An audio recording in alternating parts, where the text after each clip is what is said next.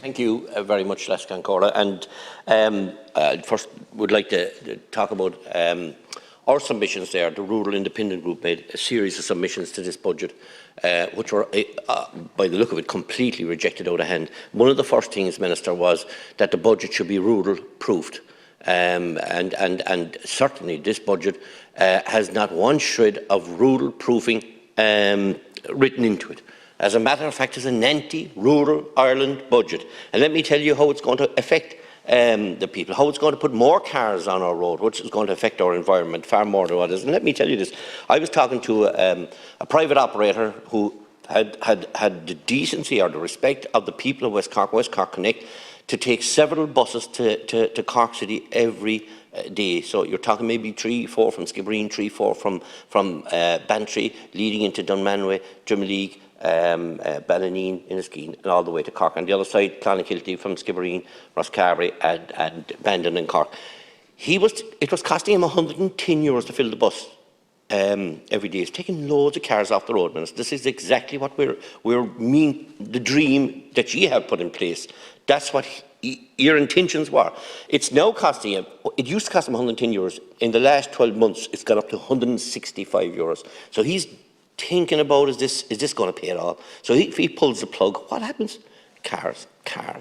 And this is where you're going wrong with your carbon tax. Your carbon tax, all it does is it hits rural Ireland. That's all it does, and it's a pocket full of money so that beautiful projects up here in the capital can be sorted out. But we're, as I keep saying, and I've said it several times, we can't keep carrying in our back up here. It won't work, and it can't work. And the people of rural Ireland are livid about this budget, because it was nothing but an attack. And as I said to you, imagine a jump from 110 for one trip up to 165. That has to be fed back into the customer, the people that are travelling up. He now is in a difficult situation because your carbon tax dream is just going to scooting through the roof. He's going to pull the plug, I'd say, if this keeps going. So I don't know where you're going. You're going to land more cars back on the road, a far bigger crisis. You look at the student rebate, the 50% rebate, you'd say everybody should welcome that. Of course, I would welcome that. Problem is we don't have public transport down our way. But look, we'll try and overlook this in this case. But the devil was in the detail here. Because if you're not on a PSO route, you don't qualify. Another attack in rural Ireland. It's okay, the young people that travel on the Lewis and the Dartler, I don't begrudge them any bit. They will qualify for this 50% rebate. But the man that I spoke about a while ago, who has 70% of the young people leaving West Cork, the places like Bantry, Skibbereen, Bandon, Kinsale and Clonakilty, will not qualify for this because I presume Minister Ryan and Fianna Fáil and Fine Gael around the table forgot rural Ireland should have been included. So why was these people not included? I've raised it with the Taoiseach a while ago. Maybe I speak a bit of Japanese or something. He didn't know what I was on about. He gave me a different answer. He was going to talk to some other minister, Harris. That's not to do with Minister Harris. It's Minister Ryan.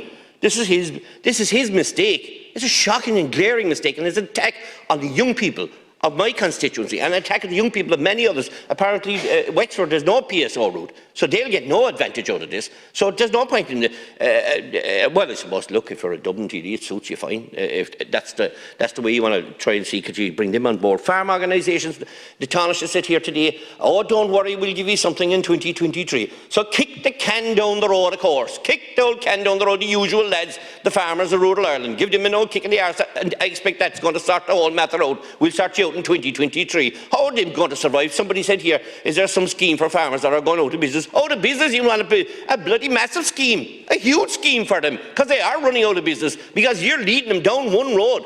2022, not a brown cent extra there left there. Oh, but he said, don't worry, we gave a few bob extra rates for pharmacists. So, be the Lord God, that's it now. I go back to West Cork now and I tell the farmers on the way home, I have great news for you, pharmacist is your future. According to the Taoiseach here today. Let ye think, I'll tell ye, go down to West Cork, go back to your constituency, Fianna Fáil and Fine Gael, and tell them that, and they'll get ran from the door. And that's what you're facing. The livelihoods of the fishermen were forgotten in this budget. Forgotten about. I could be here for the next hour. I've only 30 seconds and I want to touch on some of the issues you brought up, the activity in relation to protection of rivers. I fully respect that. But remember one thing, the biggest offenders of the state in relation to polluting rivers is the local authority or the Irish Water, who haven't resolved 34 raw sewages in sewage systems in towns and villages seeping in. I can take you around the most beautiful part of Ireland, West Cork, and I can show you that. Just one other issue is about monuments in relation. Remember one thing, Minister, Michael Collins is dead 100 years. His commemoration is August the 22nd in 2022. Don't forget to put a monument in place of the greatest Irish man living in this capital, and please put that in your agenda, at the top of your agenda, for the sake of this people, to respect one of the greatest people who ever stood in this nation. Thank you. Thank you.